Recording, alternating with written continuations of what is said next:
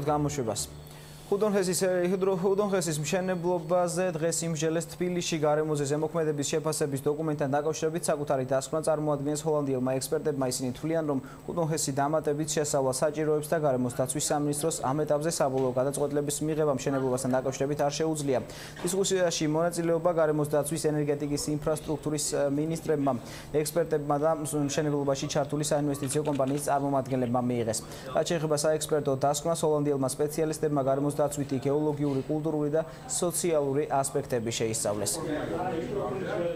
აუცილებელია არსებობდეს უფრო მჭიდრო კომუნიკაცია მოსახლეობასთან, იმიტომ რომ მოსახლეობასთან და ადგილობრივებთან მჭიდრო და ესეთი ხშირი კომუნიკაციის გარეშე ხშირად ძალიან უწყინარი საკითხებიც კი ისეთ საშიშ ფორმებს იღებს, რადგან არ არიან კარგად ინფორმირებული, რომ გონიათ, რომ რაღაცა საოცრება ხდება. რა თქმა უნდა, არსებობს ადამიანები, ვინც ამ ყველაფერს ემხრობა, არსებობს ადამიანების ნაწილი, ვინც ეწინააღმდეგება, არსებობს ადამიანების ნაწილი, რომლებიც საერთოდ გაურკვევლობაშია. 30 წელია მიდის საუბარი იმაზე, აშენდება თუ არ აშენდება ჰიდროელექტროსადგური, ამიტომ ძალიან მნიშვნელოვანია ჩვენ გავარკვიოთ ის ადამიანები, ნამდვილად შენდება თუ არ შენდება.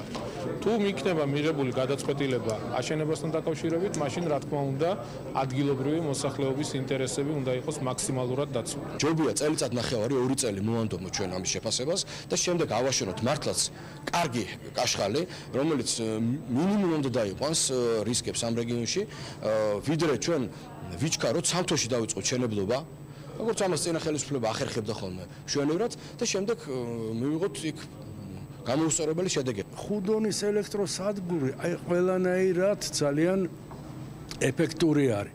გამომდინარე იქიდან, რომ ეს არის პიკური ელექტროსადგური, ყველა ქვეყანაში პიკური ენერგია ბევრად უფრო ძვირია, ვინე ბაზისური ელექტროენერგია და თუ პირველ ეტაპზე ჩვენ ამდენი პიკური სიმძლავრეები არ დაგვჭირდება, ჩვენ შეგვიძლია გავცვალოთ, ბარტერი გავაკეთოთ ან გავყიდოთ პიკური ელექტროენერგია უფრო ძვირად.